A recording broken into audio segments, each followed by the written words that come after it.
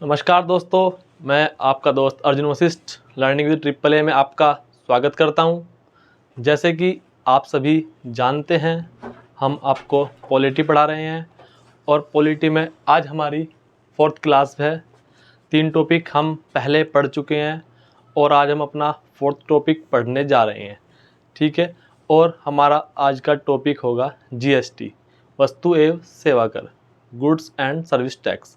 ठीक है, आशा करता हूँ आपने पिछले सभी टॉपिक भली भांति समझे होंगे। अब मैं आपको आज जीएसटी पढ़ाऊँगा। जीएसटी पूरी पढ़ाऊँगा, एक भी क्वेश्चन क्लास से बाहर से नहीं आने वाला है।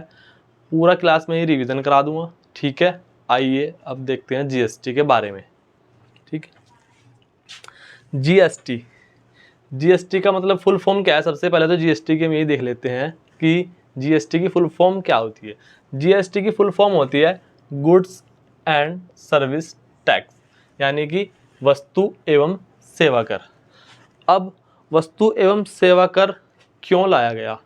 क्योंकि पहले क्या होता था, हमारे यहाँ भारत में 17 इनडायरेक्ट टैक्स यानी कि 17 अप्रत्यक्ष कर और 23 सेस अतिरिक्त प्रभार, इतने प्रकार के हमारे यहाँ पर टैक्स लगाए जाते थे।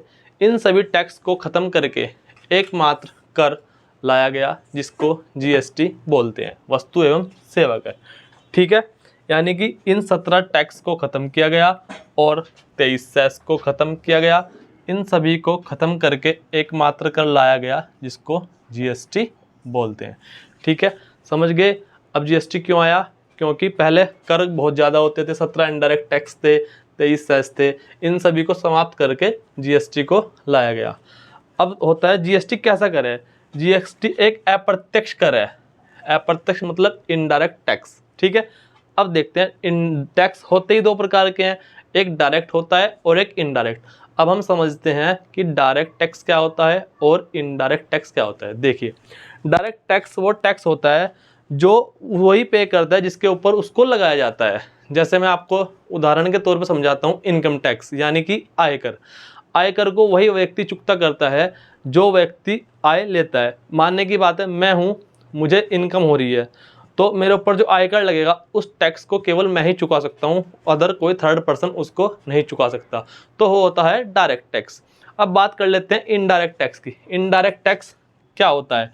इनडायरेक्ट टैक्स वो टैक्स होता है जिस कर को हम किसी अतिरिक्त व्यक्ति भी पे कर सकता है। जैसे कि फॉर एग्जाम्पल, एक पार्ले जी का बिस्किट लिया मैंने, अंतिम रूप से उस बिस्कुट को जो भी खाएगा उसका टैक्स वो पे करेगा।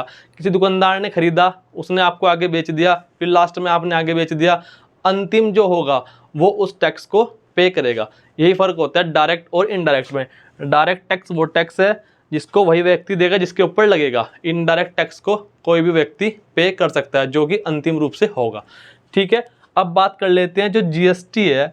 जीएसटी को लाने का सुझाव भी तो किसी ने दिया होगा। अब ये जानते हैं कि जीएसटी को जो लाने का सुझाव है ये किसने दिया था। एक समिति है, विजय केलकर समिति। विजय केलकर समिति ने जीएसटी को लाने का सुझाव दिया था। क्या नाम बताया मैंने? विजय केलकर समिति। इसको हम लिख लेते हैं, नोट करो आप भी। विजय केलकर समिति। विजय केलकर कौन थे ये भी नोट कर लेते हैं हम। ये थे 13वें वित्त आयोग के अध्यक्ष।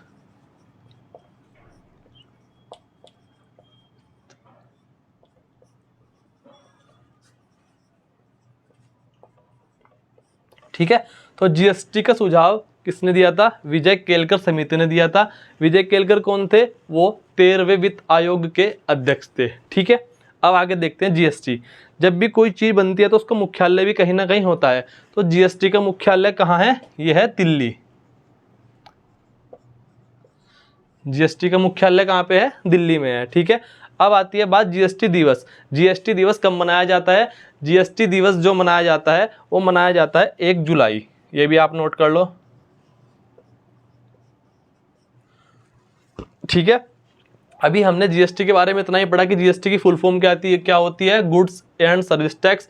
जीएसटी एक कैसा कर है? अप्रत्यक्ष कर है, जो कि 17 इनडायरेक्ट टैक्स और 23 सेस को समाप्त करके लाया गया है। ठीक है, मैंने आपको डायरेक्ट टैक्स बताया, इनडायरेक्ट बताया। डायरेक्ट जैसे कि जो कि इनकम टैक्स होता है, बाकी जो जो कर दूसरा तीसरा व्यक्ति वहन करता है उसको इनडायरेक्ट बोलते हैं। जीएसटी का सुझाव किसने दिया था? विजय केलकर समिति ने दिया था। विजय केलकर कौन है? 13वें वित्त आयोग के अध्यक्ष हैं। ठीक है। जीएसटी का मुख्यालय कहाँ पे है? दिल्ली में है। और जीएसटी दिवस कब मनाया जाता है? 1 जुलाई को मनाया जाता है। आइए दोस्तों अब आगे चलते हैं, आगे देखते हैं, इसके बारे में पढ़ते हैं। जीएसटी का बिल आ गया था। ठीक है। अब इसको क्या बनाया जाएगा? कानून। और हमारे देश में किसी भी बिल को कानून बनाने के लिए 3 जगह से पास करवाना आवश्यक होता है, जैसे आप सभी जानते होंगे। जैसे कि सबसे पहले राज्यसभा, फिर लोकसभा और फिर राष्ट्रपति जी के हस्ताक्षर होने के बाद हमारे यहाँ कानून बन जाता है। देखते हैं आपसे। ठीक है। पहले देखते हैं राज्यसभा। राज्यसभा में कब गया था? 3 अगस्त 2016 को राज्यसभा में पेश किया गया था, जहाँ से पास हो चुका था। ठीक है। फिर गया था ये लोकसभा में। लोकसभा में 5 अगस्त 2016 को गया, यहाँ पे भी पास हो चुका था। ठीक है। फिर राष्ट्रपति जी के पास गया, फिर 8 सितंबर 2016 को यहाँ से भी पास हो चुका था और फिर ये जीएसटी कानून बन चुका था। ठीक है। अब जानते हैं कि सर्वप्रथम भारत में जीएसटी कानून बन गया। कानून बनने के बाद अब सबसे पहले कौन सा राज्य भारत में इस चीज़ को लागू करता है? ठीक है। सर्वप्रथम लागू करने वाला राज्य कौन सा है हमारे यहाँ पे? ये मोस्ट इम्पोर्टेंट है, इसको याद रखें, यह है असम। ठीक है। सर्वप्रथम और अंतिम लागू करने वाला। अंतिम लागू करने वाला कौन सा है? आपको पता होगा, जम्मू कश्मीर, जिसने 5 जुलाई 2017 को लागू किया था। ठीक है। दोनों क्वेश्चन इंपॉर्टेंट है, दोनों याद रखने वाले। प्रथम असम है और अंतिम कौन सा है? जम्मू कश्मीर। इसने 5 जुलाई 2017 को जीएसटी को लागू किया था। ठीक है। अब देखते हैं विश्व में सर्वप्रथम जीएसटी को कौन लाया था और कब लाया था? ठीक है। विश्व में सर्वप्रथम जीएसटी को लाया था फ्रांस। ये भी आपको याद रखना है, फ्रांस। ठीक है। ये भी इंपॉर्टेंट है।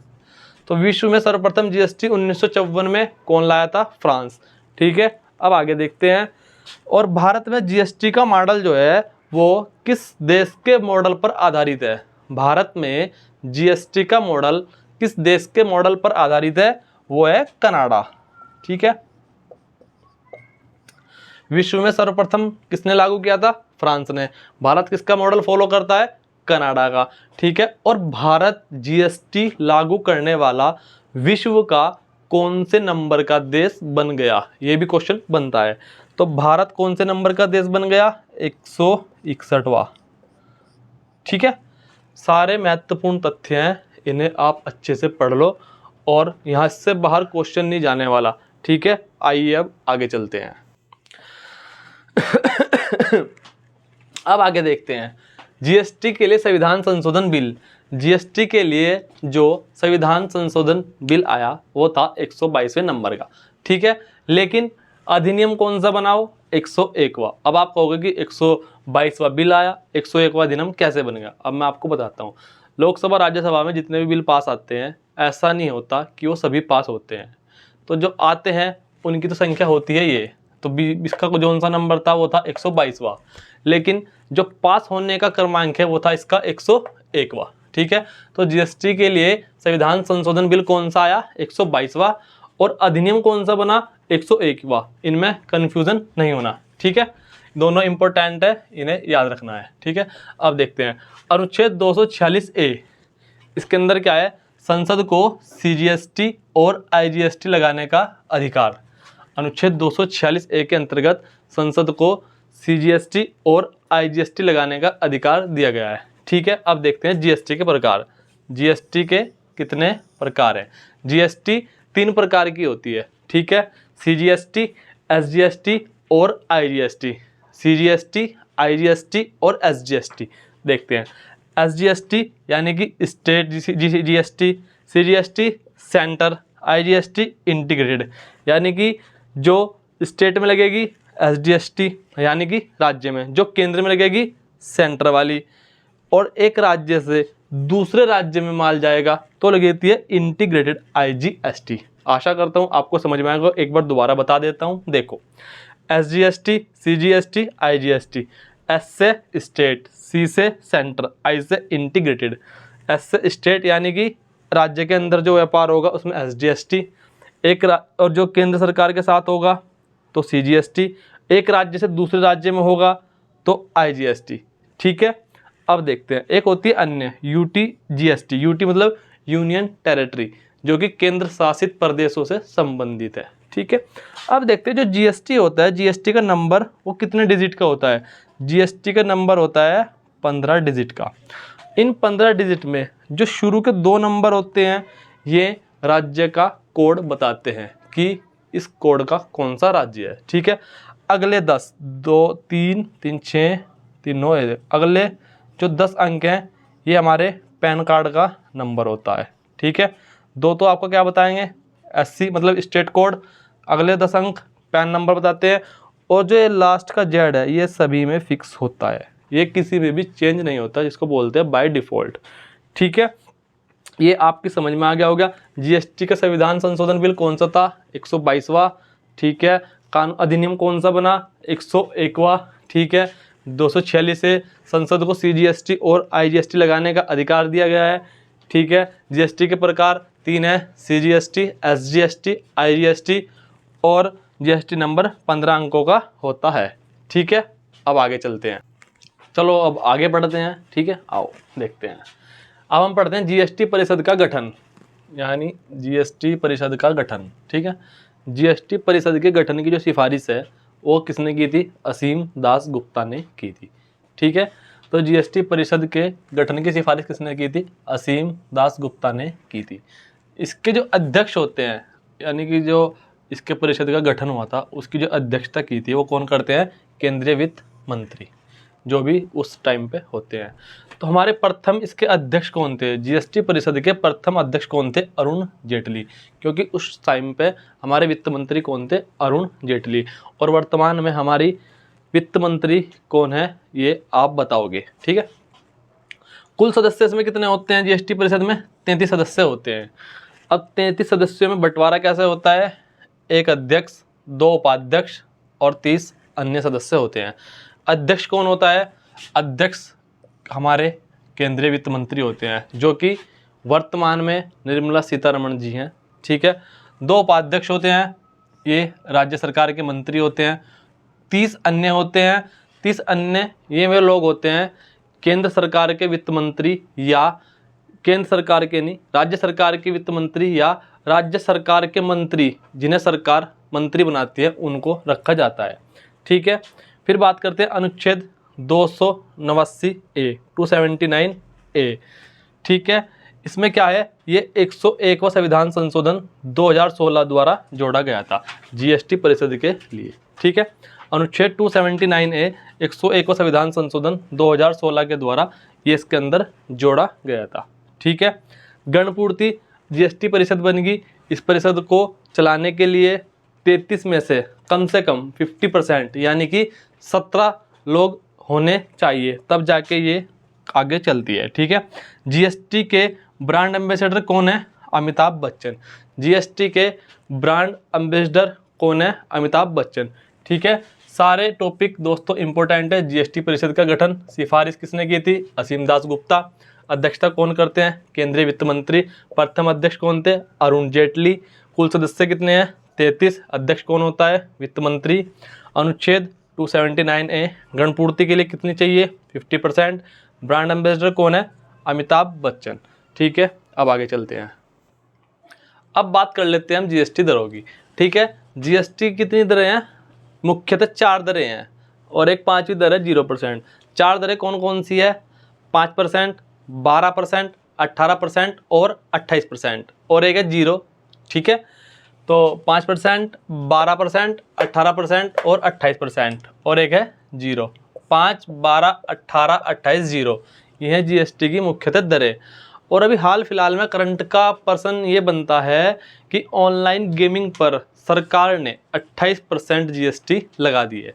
ऑनलाइन गेमिंग यानी कि किसी भी प्रकार का आप ऑनलाइन गेम खेलते हो और उससे आपको इनकम होती है, तो उस पर सरकार आपसे 28% GST लेगी। ये आपका करंट का मुद्दा है। ठीक है, अब देखते हैं GST में किस चीज़ को शामिल नहीं किया गया। ठीक है, GST में मादक पदार्थ, पेय पदार्थ जैसे कि शराब, इन सभी को जीएसटी के दायरे में नहीं रखा गया है, ये सभी जीएसटी के दायरे से बाहर है।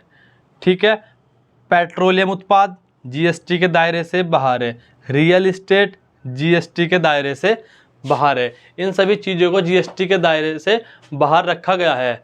और जो 28% वाली है ये सबसे उच्चतम दर है, 28% जो जीएसटी है ये सबसे उच्चतम दर है।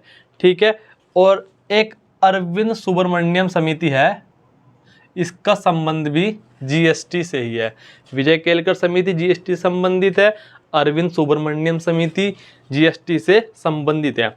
एक वर्ड है थ्रेशोल्ड सीमा, इस वर्ड का मीनिंग क्या होता है, आइए अब इसे जानते हैं कि थ्रेशोल्ड सीमा क्या होता है। इसका मतलब ये होता है कि जीएसटी हमने बना दिया कानून, अब बात ये उठती है कि जीएसटी के अंदर कौन कौन आएगा, यानी कि जीएसटी के दायरे में कौन लोग आएंगे या किन लोगों को जीएसटी का नंबर लेना पड़ेगा। ठीक है, अब मैं आपको बताता हूँ। यदि किसी भी व्यापारी का वार्षिक टर्नओवर 20 लाख रुपए से अधिक का है, यदि किसी भी व्यापारी का वार्षिक टर्नओवर 20 लाख रुपए से अधिक का है तो उस व्यापारी को जीएसटी नंबर लेने की आवश्यकता होगी। इस वर्ड का मतलब ये होता है। ठीक है, कितनी सीमा है, 20 लाख वार्षिक टर्नओवर।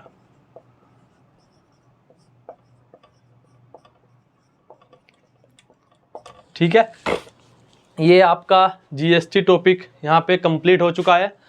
और दोस्तों, जीएसटी टॉपिक कंप्लीट होने के साथ साथ मैं आपको आज का मोटिवेशन देना चाहता हूँ। जंग हथियारों को लगती है, जंग हथियारों को लगती है, इरादों को नहीं। अगर आपके इरादे मजबूत हैं तो बड़े से बड़ा तूफान भी आपका कुछ नहीं बिगाड़ सकता। क्या कहा मैंने कि जंग हथियारों को लगती है, इरादों को नहीं। बड़े से बड़ा तूफान भी आपका कुछ नहीं बिगाड़ सकता, कब, अगर आपके इरादे मजबूत हैं। ठीक है दोस्तों, आज का लिए धन्यवाद, कल मिलते हैं आपसे।